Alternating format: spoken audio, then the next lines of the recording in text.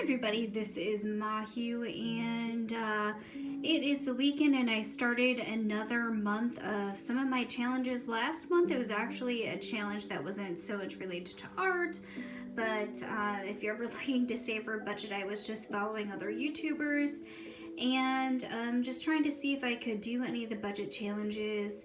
And now it is time for just trying different mediums. So that's what I'm going to be doing. And I just tried, I don't know if you can see it right here. So I bought this packet of gold flakes, and I just thought I would try to see what could happen with different wood cutouts and using acrylic paint and how it would turn out. I don't know if I'm as happy with the edging on there, but again, this is just different colors, like a mixture of orange and green paint, and then to give it a little bit more texture and interest, I did use different shades of green. But now I went in there with this gold leafing, and I'm using this craft glue. It's a Marth Stewart gilding adhesive. It dries very quickly. You know, I've watched other videos of artists using the adhesive tape, and they were making it sound like it took, you know, minutes, if not longer, blocks of time for it to dry. But this adhesive, once it kind of goes clear and it is a tackier texture, if you put on a thin layer of coating, it probably takes maybe a minute. It dried very quickly, so my recommendation with using the gold flakes, as you see right there, I tried gold flakes instead of entire sheets just because the areas that I have to cover are very small. But you really need a fine tip brush too to put the adhesive on so that it can get a little bit of detail. But that's just what I used. I just wanted to kind of have a little bit more interest to the gold cactuses that I picked up, and these were just picked up in Michael's. And the gold flakes, here's the little back of the packaging right here. They do give you instructions, but I just use the Craftsmart gold flakes. And you know, you can use it on different textures. They even have pictures of rocks in there if you wanted to.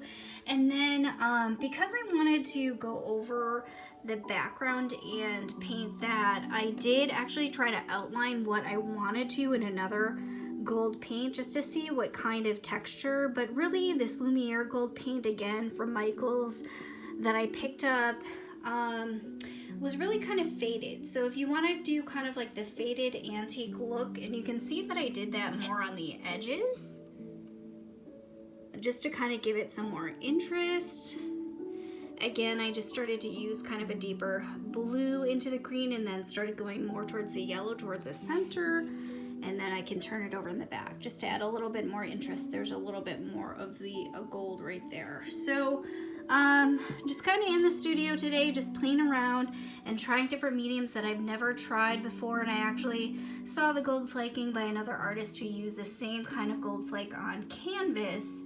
He must have used a different adhesive because his took a long time to dry before it got that clear tacky texture.